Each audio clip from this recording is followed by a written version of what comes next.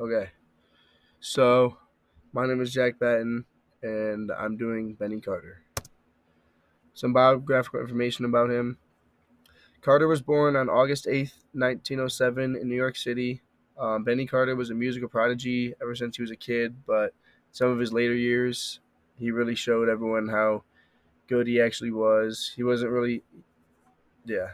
Benny Carter was mostly self taught in the early stages, learning music by ear and experimenting with various instruments, particularly the alto saxophone. He later put his skills under the mentorship of several influential jazz musicians in Harlem.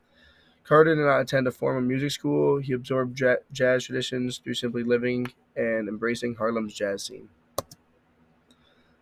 More biographic information.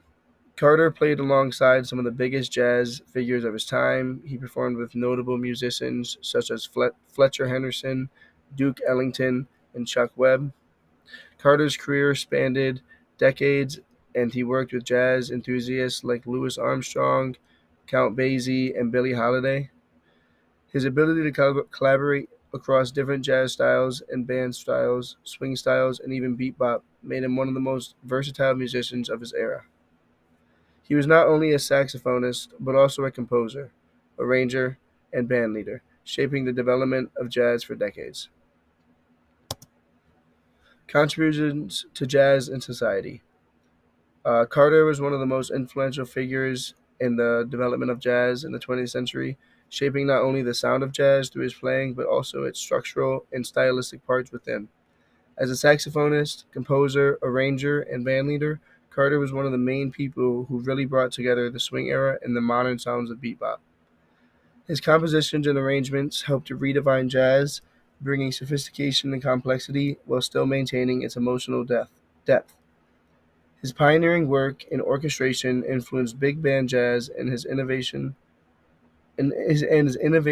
use of harmony and melody contributed to the shaping of jazz standards that remain integral to the genre today.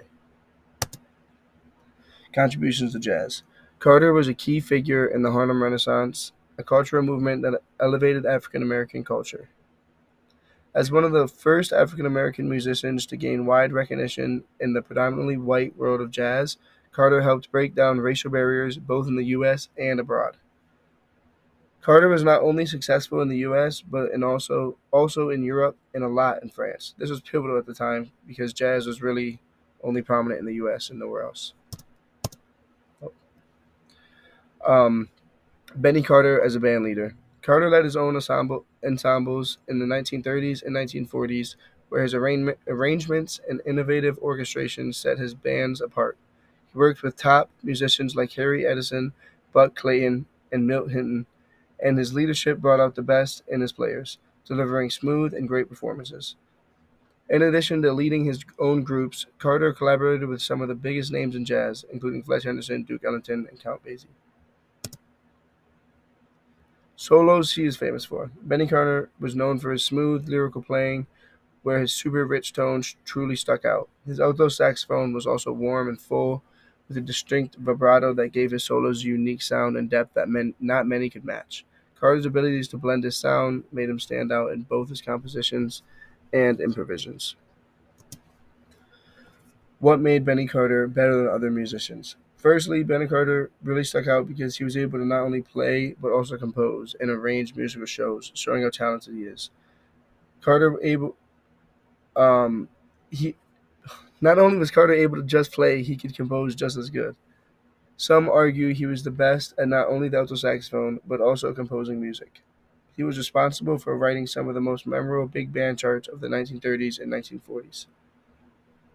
Another thing that separated Carter from his peers is his versatility that came when eras of music were changing around him. Instead of staying to what he is used to, he used the opportunity to expand his own music and create something new.